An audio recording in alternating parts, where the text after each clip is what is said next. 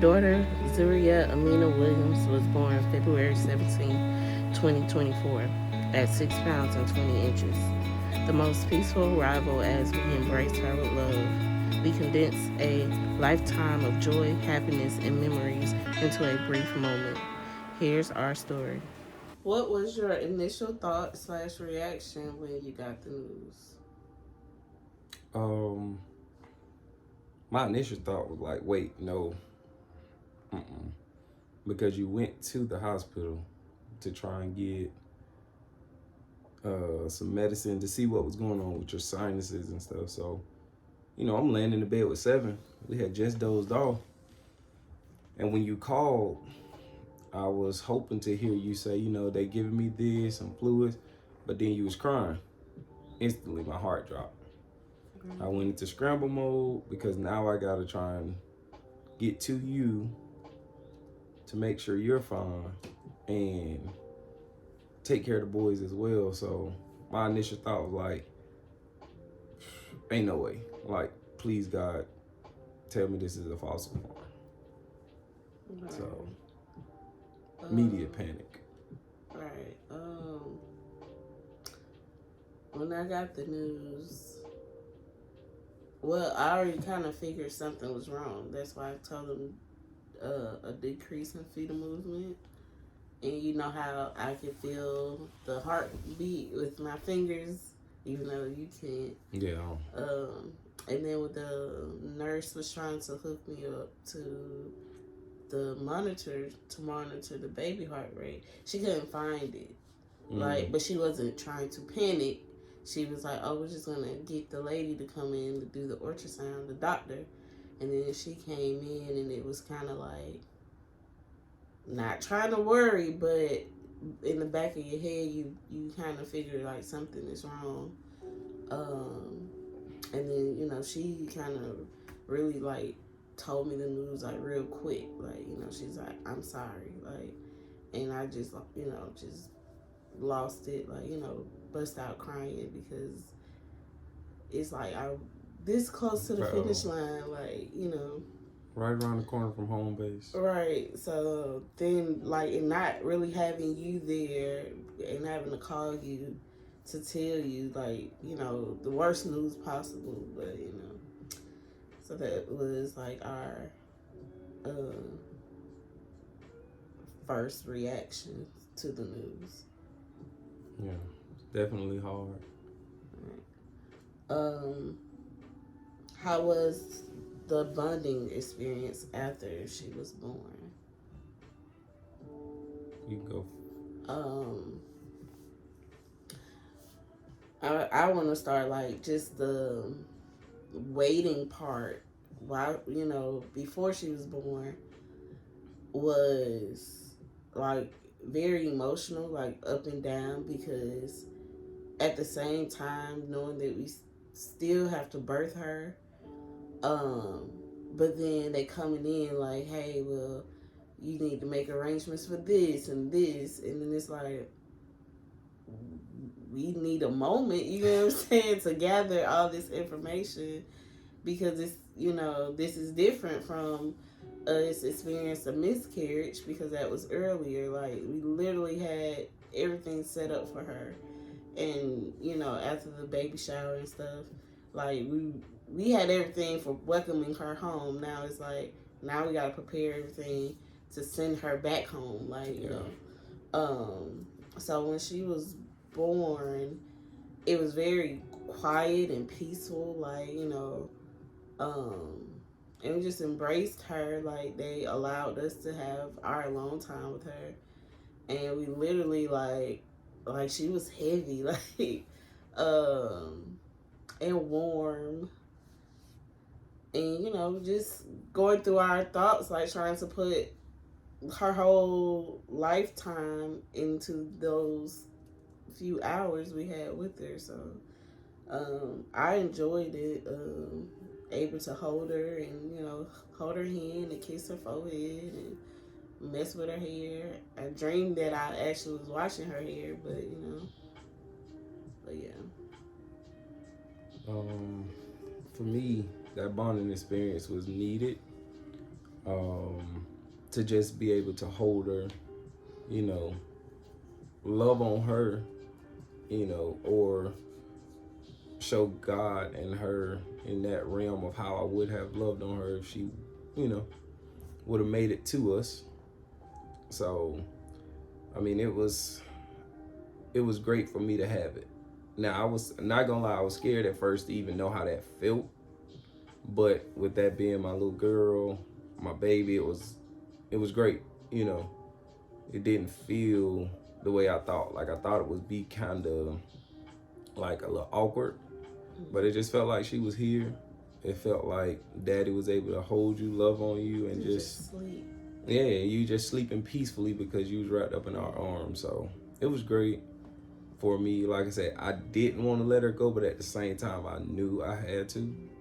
So just allowing them, like even telling myself, like, look, go ahead and let them take her at a certain point so that, because that's the next level that's going to hit when she leave that room. Right. So I made sure I got that bond and, like you said, held her close. Just loved on her. Grateful that moment was had. Me and you both, I caught us doing it. We was rocking her. Yeah. Yeah. Oh, I was rocking her hard. Like, I was trying to keep her asleep. Like, right. Don't wake up, baby. Because Daddy want to get some sleep, too. So I'm going to doze off with you. But, yeah. But, I enjoyed it, though. It was much needed. What is your new reality after the whole situation?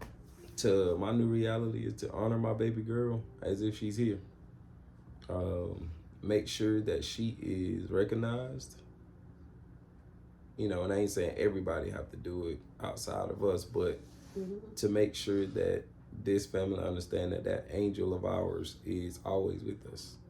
Even though it's not in the earthly form, in the fleshly form, she's here with us every day spiritually, watching over us. And I thank God for providing that to us, because there's nothing like having an angel on your shoulder that you've met personally. Right. She was. So that's our new reality, is to be motivated by her life, short life, and not let a day go by saying I'll do it tomorrow, because at the end of the day, we don't even know if there's a tomorrow. Right. Never promised. My new reality is pretty much the same. My thought that always that's been going in my head lately is, I had a daughter, like keep saying I had, I don't know, that part, still is hurtful. I don't think it's it's more disappointing, you know what I'm saying?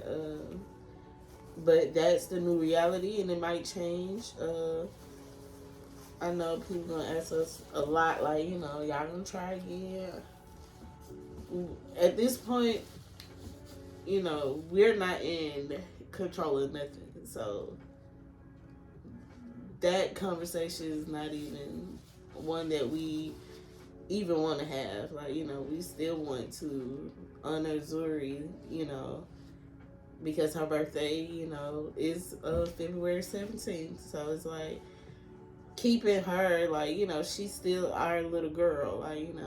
She's our angel, but she's still here. And just because everybody else don't see her, we feel her all the time. So I guess that's the new reality that we have to deal with, even when it comes to the kids as well, which puts me to the next question is, how hard was it to inform the kids?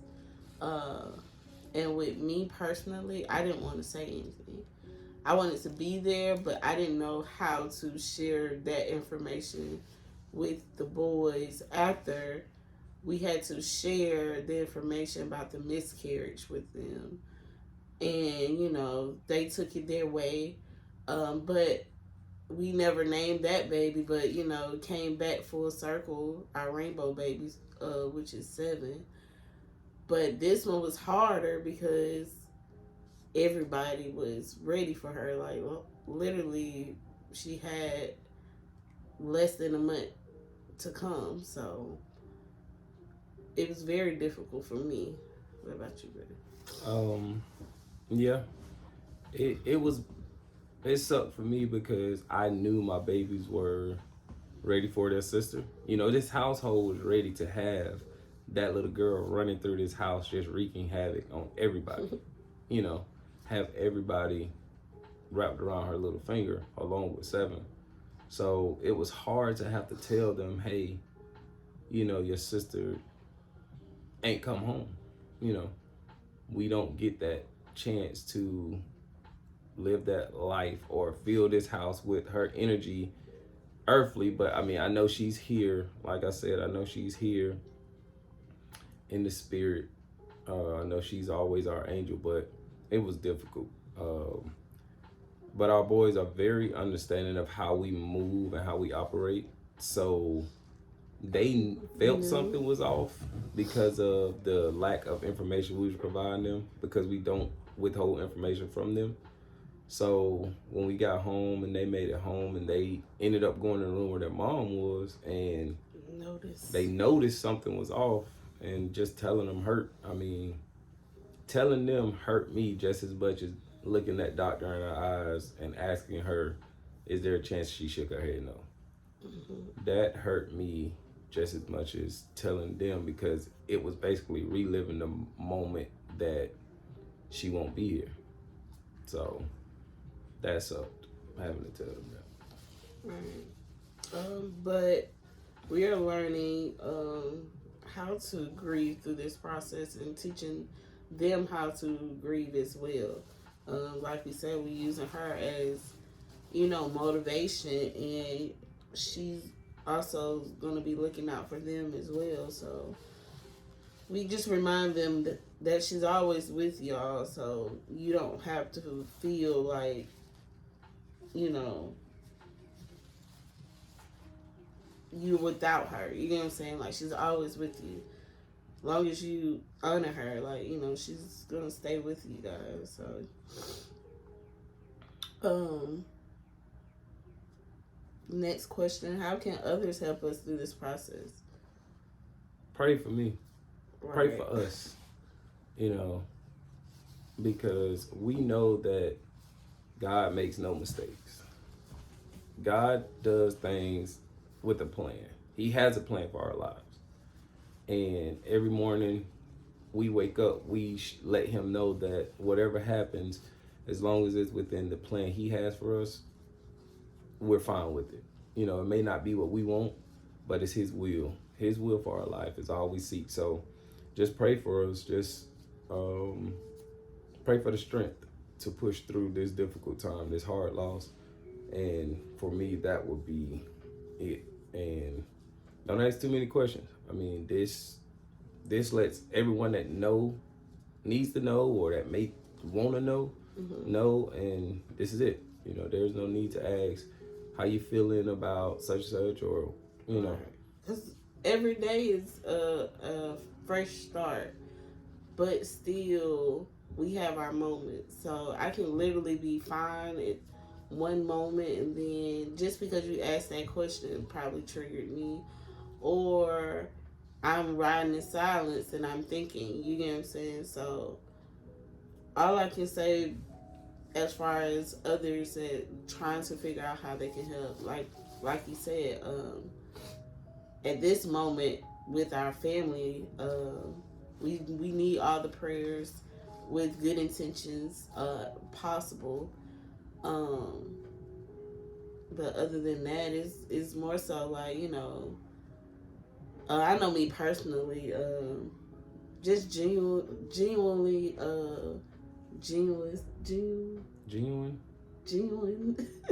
love and support.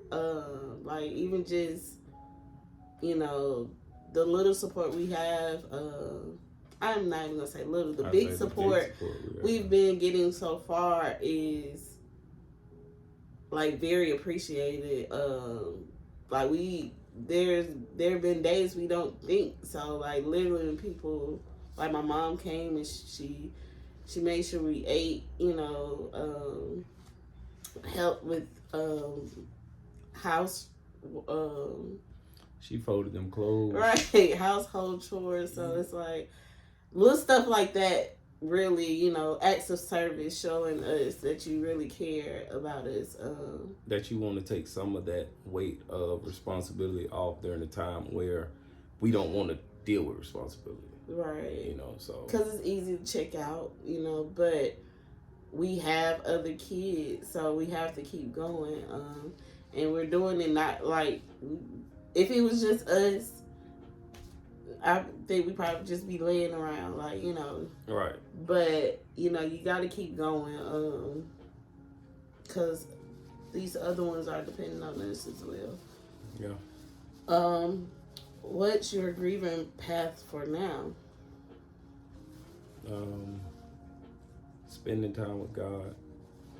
That's usual, but just truly trusting Him in this moment.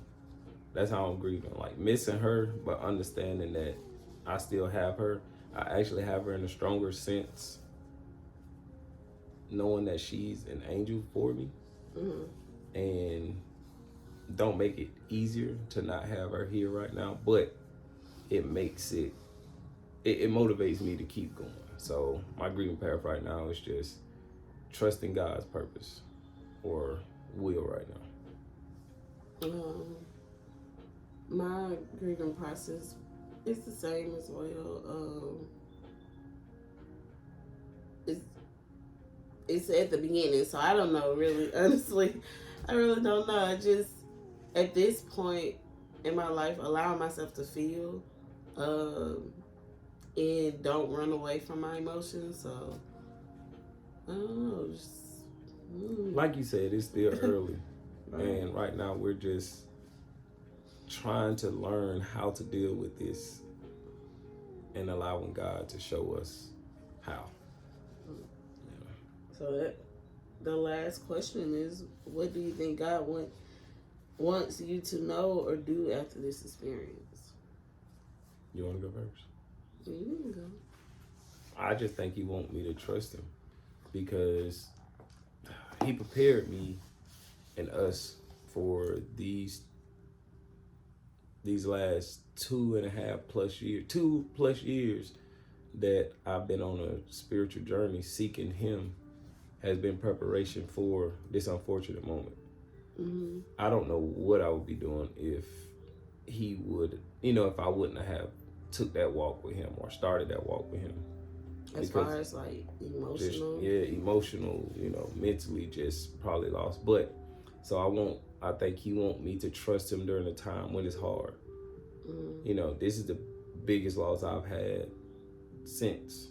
So He want to know, do you trust me because everything is going good? Or are you going to trust me when things are not going great? So I feel like right now, with it still being early in this process, He just wants me to trust Him. He wants me to know that I can trust Him even when it's hard. So, that's what I'm doing. I feel, as far as what needs to be learned or what He wants me to learn is the same. Being able to trust fully, and that comes with having faith no matter what in Him, and also being able to trust those around me. I believe that this kind of situation is exposing those people around me, and not, people, grieve differently and stuff like that, but it's more so showing up. Mm-hmm. And I'm learning that too, because I don't know, you are my partner, so you kind of like me when it comes to putting fully, like being vulnerable with those people around you. So, like you very picky about certain people around you in the energy, because even like how our baby shower was very intimate, like everything we do is very intimate, so it shows that those people that did show up are those our people, our tribe. And also, like, I feel that, you know, what I need to be doing is also taking care of myself, like, you know, and building on the relationship that I have with him. Because, too, he's shown me that I will give you your heart's desires. But that doesn't mean that those heart desires are according to my plan for you. And not right now. Like, I'm not saying that you can't have it all, but I need you to understand this process, this journey I'm taking you on. Because, too, when I give her back, you gotta be ready. And I need y'all to cherish her. You get what I'm saying? Like, you know, I don't want you to mistreat what I give you type deal. So, and not saying we, you know, we wasn't ready, but he knows exactly what needs to be happening in our lives. And even if, like, we're ready mentally, around the environment around us is not ready for her. So, you know, I know just at the end of the day, like, I wouldn't wish this on nobody. Absolutely not. But I'm learning just with the little conversations I do have to have with people. This is a very common situation that people have to go through, and it sucks because, like I said, it's different from a loss is a loss, but it's different from a miscarriage because it's not even that long of a process. You get what I'm saying? But when you're anticipating, like, because there's some people that wants to have kids, and when they finally get that, you know, that news of being pregnant, and something happens, that hurts. And then you have, like, you know, we really wanted a daughter, and, you know, we was, like I said, this close, and I mean, we still have her. Like I said, she's always gonna be a part of us, but it's different. Especially, I feel it all the time. My body went through those changes for 9 months, and then it's like all I got is the scars and nothing to hold on to. So, yeah. Yeah, I mean, he is making us strong through a hard time. You know, possibly to be a blessing to other people. You know, show other people what the strength of God can do, even when it's hard. So, God, we're trusting you. Right. Your will be done in our lives, my family's life. You know, as the head of this family, I will continue to seek you so that my family does the same. And we're trusting you. You know, we're going to cry at times. We're going to be mentally just out of it, thinking about it. But at the end of the day, know that we're trusting God. We do thank you all for everyone that has called, checked in, made sure we were all right. We appreciate it, you know, and we're gonna make it through this, you know. Right. We're not alone. We know we have people around us. We know we have God, arms wrapped around us, and Zuri sitting right here with us at all times. So appreciate y'all. God, we thank you. We love you all.